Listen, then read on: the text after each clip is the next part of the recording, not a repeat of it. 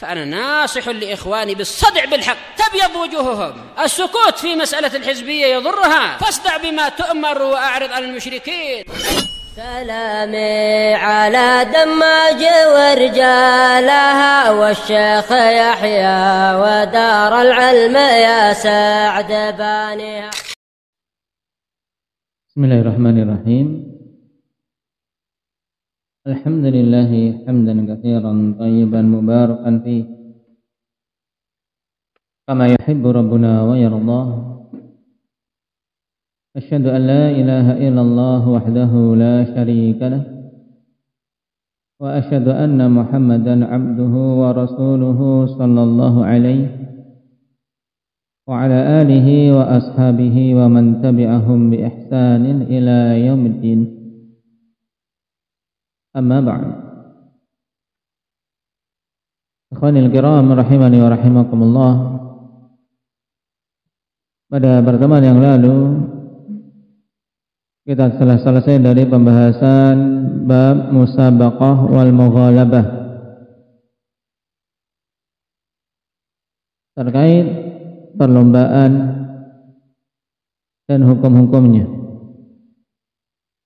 Di antara yang ditanyakan dalam permasalahan ini yaitu apa hukum musabaqah hifdzil Quran, hukum perlombaan hafalan Al-Quran, demikian pula perlombaan menulis karya ilmiah diniyah, demikian pula perlombaan dalam menghafal ilmu hadis dan yang semisalnya dari perkara-perkara yang sifatnya keilmuan. Dan terkait masalah ini ikhwan, perlombaan dengan adanya hadiah, untuk hal yang ditanyakan tadi terjadi khilaf di kalangan para ulama tentang boleh dan tidaknya ketika diberikan hadiah bagi yang menang padanya. Nah, telah kita ketahui terkait masalah musabaqah, Rasulullah sallallahu alaihi wasallam tegaskan la sabaqa illa fi naslin aw khuffin aw hafir. Yang pada hadis ini pembatasan bahwa pemberian hadiah untuk suatu perlombaan hanya boleh pada lomba pacuan kuda, pacuan unta atau lomba memanah dan hal-hal yang lain yang semisal dengannya dari perlombaan penggunaan alat-alat untuk perang. Kenapa diperbolehkan perlombaan tersebut? Bukan untuk hiburan, tapi semata-mata karena memang hal-hal tadi sebagai sarana untuk memperkuat jihad. Maka didorong untuk kaum muslimin berpacu, berlomba siapa yang terbaik, siapa yang terkuat dalam hal tersebut. Adapun selain tiga ini telah kita lewati perinciannya pada pertemuan yang lalu. Nah, sekarang masalah perlombaan dalam menghafal Al-Quran, perlombaan menghafal hadis atau menulis karangan ilmiah, apakah masuk dalam jenis ini atau jenis yang lain? Di situ sisi pandang para ulama berbeda-beda. Nah, dan yang rajih dalam masalah ini sebagaimana yang ditegaskan oleh Imam Ibnul Qayyim akhwan dengan penjelasan yang sangat bagus dalam kitab beliau Al-Furusiyah ketika menyebutkan permasalahan yang ke-11. Kata Ibnul Qayyim rahimahullahu taala, al-musabaqah ala hifdzil Qur'ani wal hadithi wal fiqhi wa ghairihi minal ulumin nafi'ah wal isabati fil masail hal tajuzu bi'iwad. Terkait musabaqah menghafal Al-Quran dan hadis serta fikih dan yang lainnya dari ilmu-ilmu yang bermanfaat serta yang benar dalam membahas suatu permasalahan, apakah boleh diberikan hadiah padanya? Mana'ahu ashabu Malik wa Ahmad wa Syafi'i wa jawazahu ashabu Abi Hanifah wa syaikhina atau wa syaikhuna. Telah melarang musabaqah yang demikian itu para pengikut Imam Malik, Imam Ahmad dan Syafi'iyah. Berarti ini tiga mazhab, madhab Maliki, kemudian Hambali dan Syafi'i, mereka melarangnya. Dan yang membolehkan adalah para pengikut Imam Abu Hanifah. Demikian pula syekh kami, yaitu Syekhul Islam Ibnu Taimiyah rahimahullahu taala. Wa hakahu Ibnu Abdul Bar an Syafi'i wa huwa aula min asy-syibaqi was-sara' was-sibahah. Faman jawaza al-musabaqa 'alaiha bi'iwadin fal musabaqa 'ala al-'ilmi aula bil jawaz. Dan Ibnu Abdul Bar menghikayatkan bahwa Imam Syafi'i ini juga membolehkan, dan itu lebih utama daripada apa? Daripada perlombaan berenang, perlombaan taib, gulat, dan yang lainnya. Maka siapa saja yang membolehkan musabaqah pada hal-hal tadi seperti renang dan seterusnya dengan adanya hadiah, maka musabaqah atas ilmu tentunya harusnya lebih utama untuk diperbolehkan. Baik. Kemudian beliau memberikan pendalilan dengan apa? Dengan bentuk murahanah yang dilakukan oleh Abu Bakar As-Siddiq radhiyallahu anhu dengan orang-orang kafir Quraisy.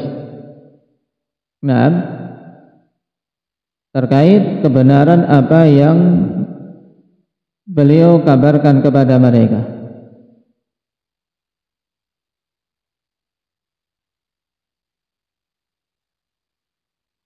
Makanya di sini akhwanifillah, ketika Ibnu Al-Qayyim rahimahullahu taala menjelaskan dengan pendalilan kisah Abu Bakar As-Siddiq radhiyallahu anhu, kemudian beliau mengatakan wa anna ad-din qiyamuhu bil hujjati wal jihad.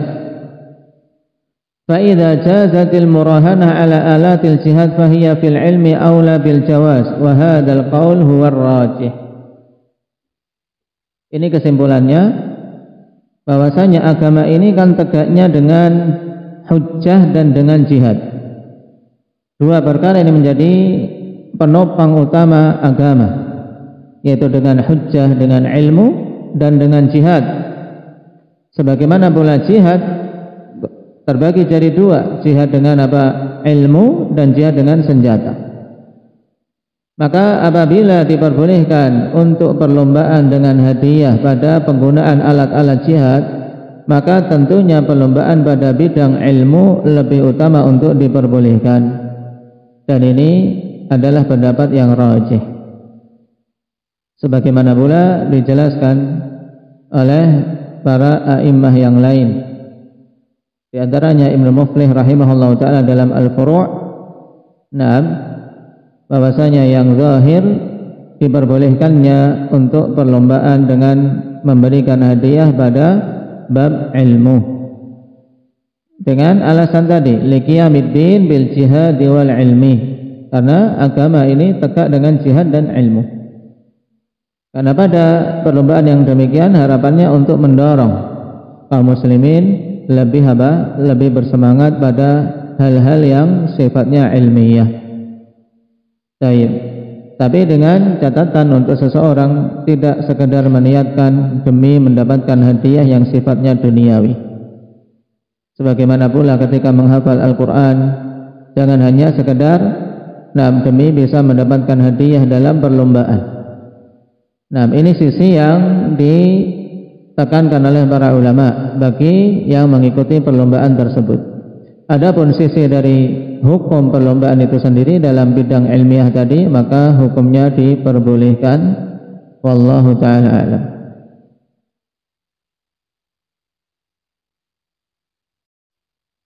Baik, sekarang kita masuk pada bab baru.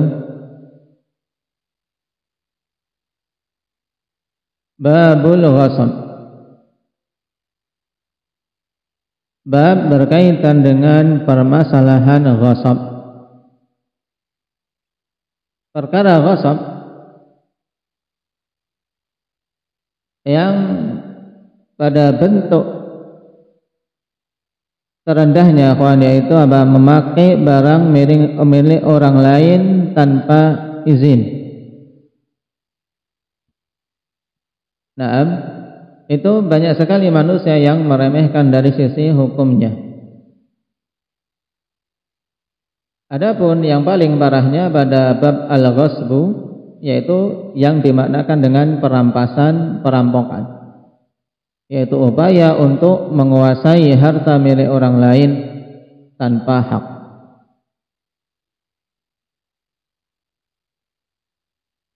Sebagaimana ini makna asal dari kata al-ghasbu. Perhatikan dulu apa yang diucapkan oleh Imam As-Sa'di rahimahullahu ta'ala. Babul ghasbi wa huwa al-istila'u ala malil ghairi bi ghairi haqqin. Yang dimaksud dengan ghasab adalah al-istila', yaitu penguasaan. Ala malil ghairi bi ghairi haqqin, atas harta milik orang lain tanpa hak. Berarti makna dalam bahasa kita ya merampas, merampok, dan ungkapan-ungkapan yang lain yang bermacam-macam yang intinya adalah apa? Bentuk penguasaan terhadap harta orang lain tanpa hak. Baik.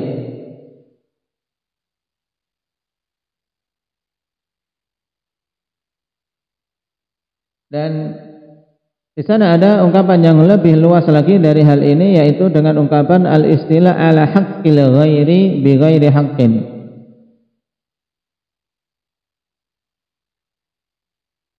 Yaitu penguasaan terhadap hak orang lain tanpa hak, sehingga masuk di dalamnya perkara-perkara yang tidak dikategorikan sebagai harta. Nah, seperti misalnya anjing apa? Anjing buruan, anjing pemburu. Anjing pemburu ini kan nggak dikategorikan harta, tapi ketika ada orang merampasnya, ini masuk juga dalam bab ghasab.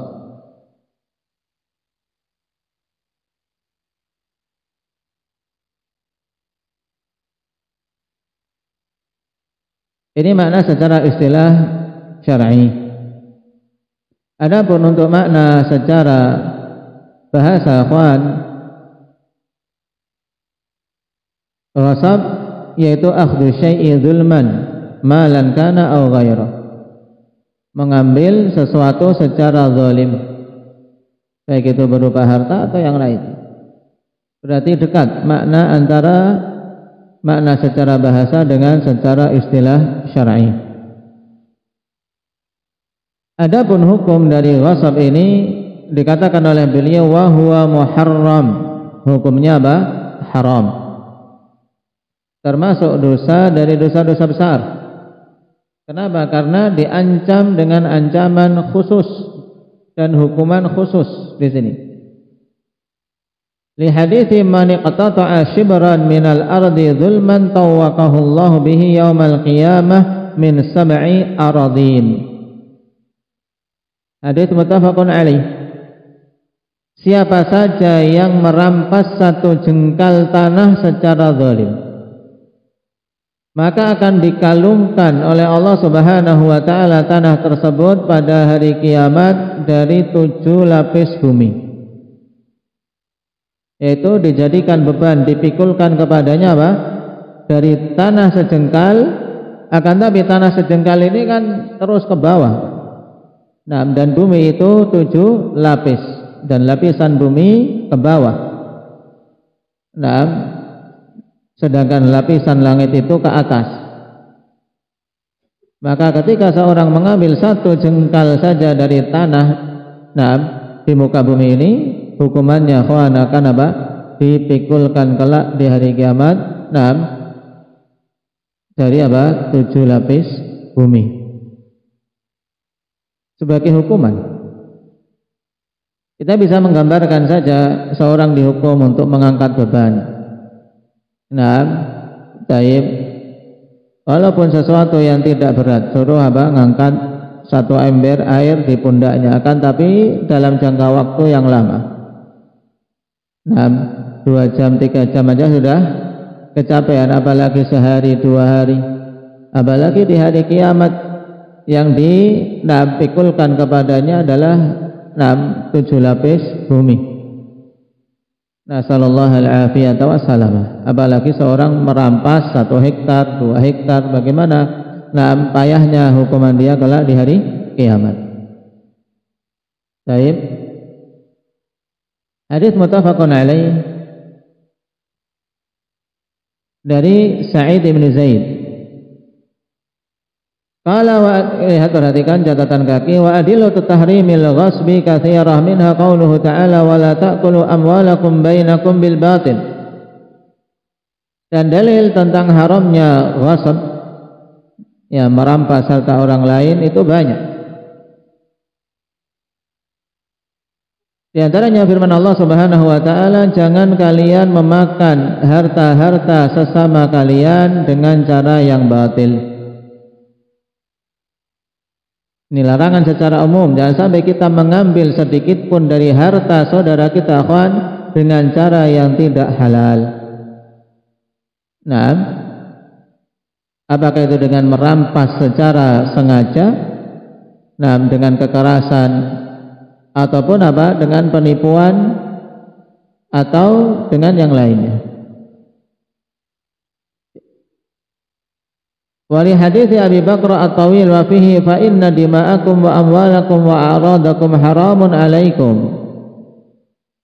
Akhrajahu al-Bukhari wa Muslim. Dan juga berdasarkan hadits Abi Bakrah yang panjang pada kisah khutbah Nabi sallallahu alaihi wasallam di hari yang paling utama, yaitu hari apa? Abdurrahman Riau,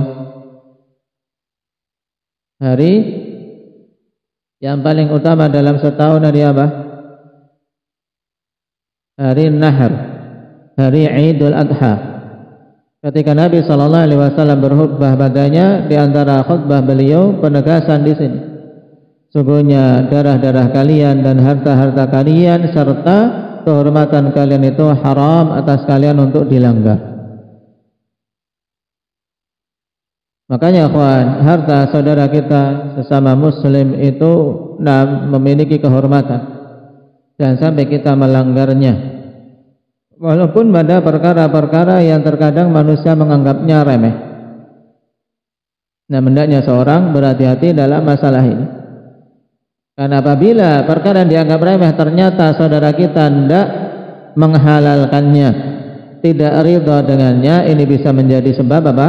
Kecelakaan dia di akhirat, wal iyadu billah.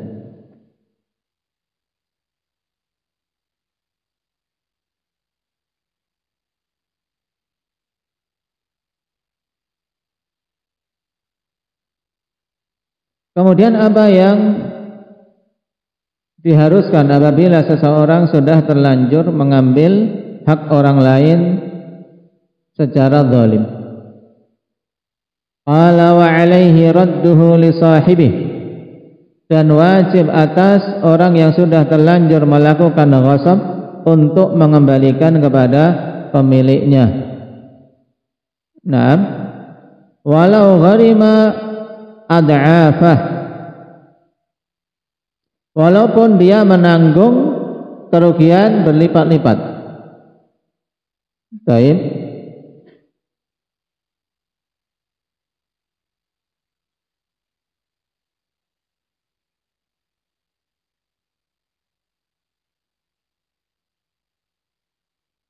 Maksudnya bagaimana, ikhwan? Seandainya seseorang misalnya dia merampas suatu barang, kemudian dia sudah bawa pergi jauh, atau pemiliknya ternyata sudah pindah jauh.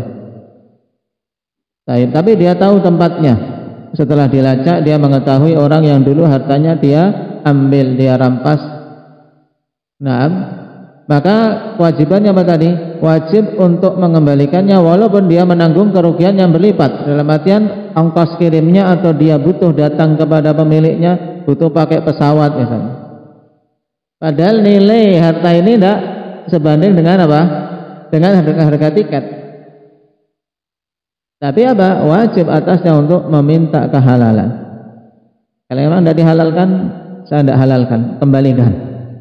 Ya, harus dikembalikan. Nah, walaupun apa? Dia harus menanggung biaya apa? Biaya lebih. Dalil yang menunjukkan wajibnya hal ini di antaranya adalah hadis Abi Hurairah radhiyallahu anhu. Nah, Rasulullah sallallahu alaihi wasallam mengatakan, "Man kana indahu madlimatun li akhihi falyatahallalhu minha. Fa innahu laisa thamma dinarun wala dirham." Siapa saja yang memiliki suatu bentuk kezaliman kepada saudaranya, ini umum, baik kezalimannya berupa apa? Dia melanggar kehormatan atau merampas hartanya, maka hendaknya dia minta kehalalan darinya pada hari ini, yaitu ketika masih di dunia. Sebab di sana kelak, yaitu di akhirat kelak, tidak ada manfaat yang namanya dinar dan dirham. Tidak ada manfaat dinar dan dirham di hari kiamat. Makanya segera siapa saja yang memiliki suatu bentuk kezaliman kepada saudaranya di dunia untuk meminta kehalalan, walaupun butuh dia mengeluarkan biaya demi bisa mendapatkan kehalalan tersebut atau keridhaan atau pemaafan, lakukan, mumpung masih bermanfaat harta benda duniawi. Karena ketika telah mati di akhirat tidak akan bermanfaat lagi dinar dan dirham. Yang ada hanyalah apa?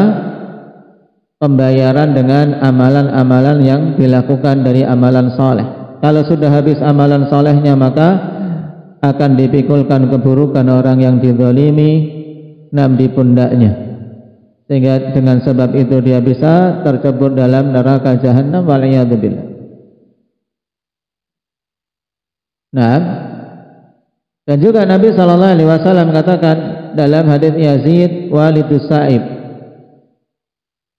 karena sahabi Yazid ibnu Sa'ib, As-Sa'ib ibnu Yazid, ya, As-Sa'ib ibnu Yazid ini sahabi. Taib. Kemudian ayahnya kan juga meriwayatkan ini, ayahnya juga sahabi Yazid walidus Sa'ib. Beliau mendengar Rasulullah sallallahu alaihi wasallam bersabda, "La ya'khudanna ahadukum mata akhihi la'iban wala jadan. Wa man akhadha 'asa akhihi falyaruddaha." Nah, jangan sekali-kali salah seorang di antara kalian mengambil milik saudaranya dalam keadaan bercanda atau serius. Nah, jangan suka mengambil milik saudara kita, walaupun bercanda dia sembunyikan. Sendal temannya disembunyikan. Nah, ini masuk dalam cakupan hadis. Walaupun bercanda, kitab saudaranya disembunyikan. Ini masuk dalam hadis, yaitu dia mengambil milik saudaranya dalam keadaan bercanda. Demikian pula tidak boleh mengambilnya dalam keadaan serius, dia ingin memilikinya, memang dia ingin memilikinya, dia ambil untuk dia miliki, atau dia ambil untuk dia pakai. Kemudian Nabi contohkan dari hak milik orang lain yang paling remeh, wa man akhadha 'asa akhihi falyaruddaha, dan siapa saja mengambil tongkat milik saudaranya, cuma sekedar tongkat, misalnya tongkatnya Mbah Ridho kalian ambil, nah ini masuk. Walaupun tongkat jelek, kalian ambil untuk metik mangga kemudian tidak dikembalikan, haram. Wa man akhadha 'asa akhihi falyaruddaha, siapa saja mengambil tongkat saudaranya maka kembalikanlah. Hadis dikeluarkan oleh Imam Abu Dawud dan sanadnya sahih. Nah, walaupun sekedar tongkat, kalau itu milik saudara kita, kawan, karena memiliki pemilik, kecuali antum jalan-jalan di hutan kemudian ada kayu diambil, tidak masalah, jadikan tongkat. Tapi kalau seorang mengambil tongkat saudaranya maka wajib untuk mengembalikannya, apalagi yang lebih dari itu.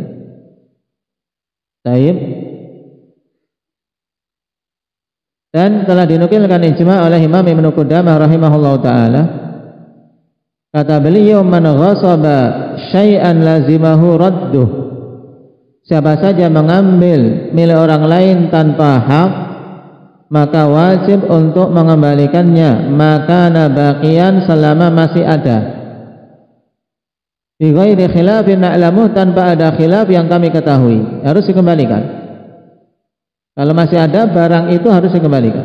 Tapi kalau sudah tidak ada, maka dia wajib ganti rugi. Dia wajib apa? Ganti rugi.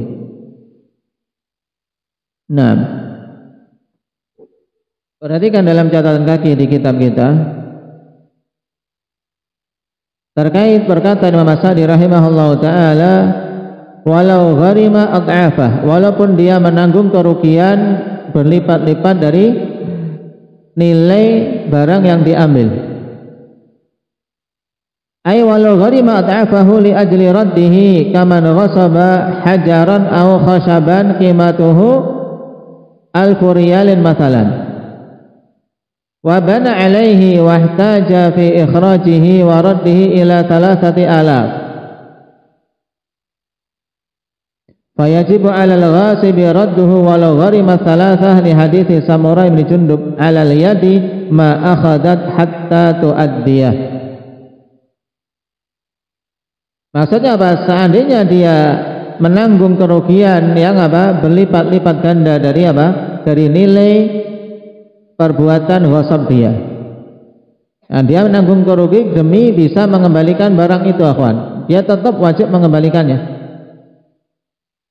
Kecuali apabila yang apa? Yang diambil hartanya itu kemudian menghalalkan, sudah.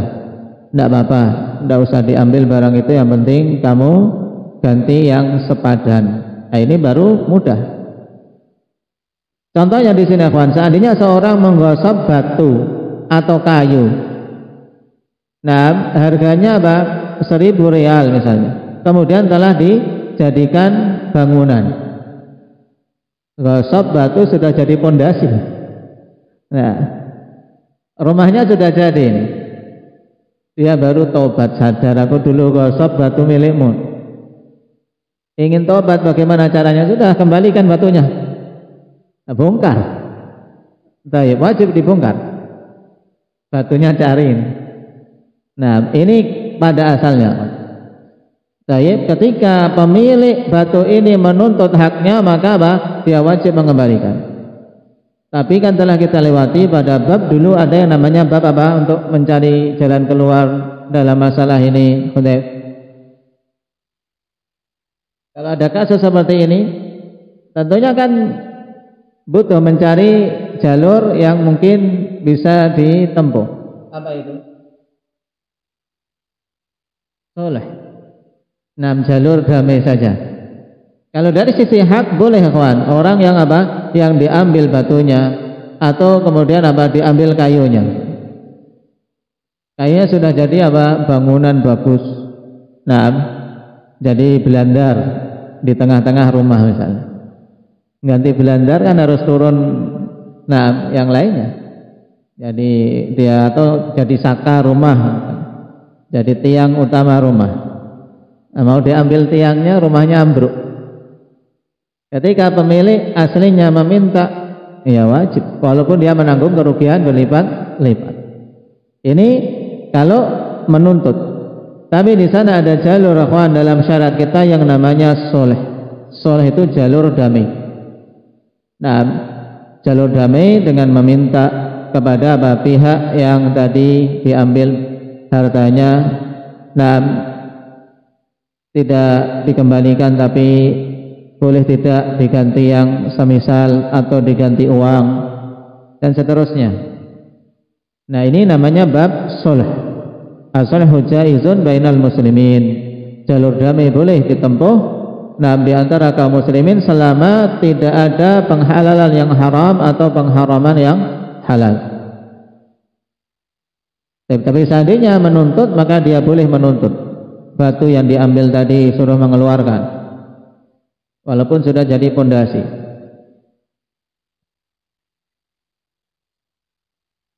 Wahtaja fi ikhrajihi wa raddihi ila 3,000. Ya, tadi dicontohkan di sini dia menggosok batu harganya 3.000 rial, sudah jadi bangunan, dan butuh untuk mengeluarkan batu ini Nah, biaya senilai apa? 3.000 real. Berapa kali lipat? 3 kali lipat. Tetap harus ditempuh. Fayajibu 'alal ghasib radduhu. Maka wajib atas orang yang mengghasab, yang apa? Yang mengambil dengan apa? Dengan tanpa hak tadi untuk mengembalikannya. Walau gharimat salasah, walaupun dia menanggung kerugian 3 kali lipat. Maka perkara ghasab, kalau di dunia saja sudah apa? Kelihatan ruginya. Daib, di dunia saja sudah apa? Terlihat jelas bahwasanya itu merugikan diri sendiri, apalagi di akhirat. Berdasarkan hadis Samurah bin Jundub, ada apa? Alal yadi ma akhadat hatta tu'addiyah. Wajib atas tangan untuk apa? Untuk kewajiban atas tangan ini mengembalikan apa yang telah diambilnya. Baik, sampai betul-betul dikembalikan kepada pemiliknya. Hadits akhrajahu Abu Dawud wa Tirmidzi wa Ibnu Majah wa qala Tirmidzi hasanun sahih. Nah, hukum yang seperti ini, ikhwan, banyak dari kaum muslimin yang meremehkannya. Bahkan ketika dia mampu menipu manusia, dia merasa bahwasanya itu adalah apa? Keuntungan, wal iyadu billah. Baik.